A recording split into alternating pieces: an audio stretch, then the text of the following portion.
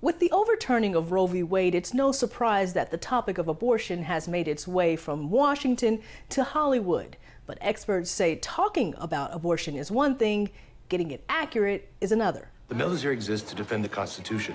And nowhere in the Constitution does it state that a person has a right to an abortion. In 2022, 60 shows or films took on the topic of abortion, a record, according to researcher Steph Harrell with the University of California, San Francisco's Abortion on Screen project. A lot of what is happening in our culture and in politics is often reflected in the media that we see. For example, in 2009, when abortion provider George Tiller was murdered, that same storyline appeared in an episode of NBC's Law and Order. Your daughter told us she didn't want the baby.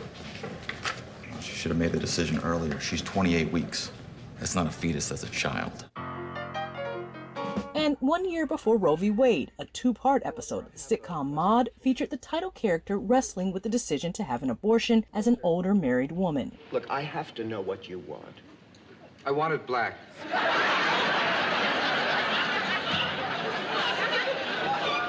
Walter, I'm talking about the baby. According to the Chicago Tribune, that episode garnered 7,000 letters of protest for CBS, but longtime praise for author and creator Norman Lear from abortion rights groups. It was the first plotline to really focus on the person having the abortion instead of on the doctor, the lawyer, the detective, the police officer. Over the years, films like Where the Heart Is, Juno, and Knocked Up have been celebrated by anti-abortion advocates for the main character's decision not to have an abortion. Experts say depicting abortions and emotions that go along with them is tricky because people are complicated. According to a study from the University of California, San Francisco, 54% of women say it was somewhat or very difficult to terminate their pregnancy. 5 years later, 95% of those same women say it was the right decision. Most of the people seeking abortions are already parenting and are older. You know, they're not a teenager and they're not the young professional woman. And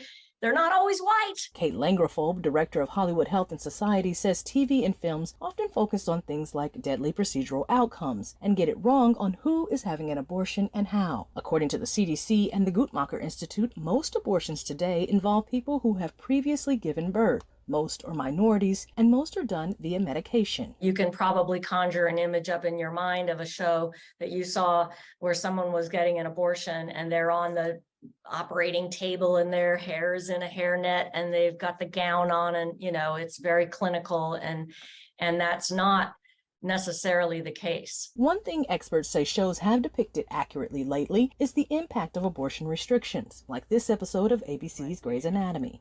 Missouri, Arkansas, Tennessee, Kentucky, Mississippi. All states that have abortion bans. They're expecting up to 14,000 women to cross state lines for care. But does accuracy matter when it comes to changing an opinion on abortion one way or another? Harold says not according to the research so far. It seems like these accurate plot lines can increase people's knowledge, but what about it, meant that they didn't increase their support for abortion? Was it because it was a one-off character?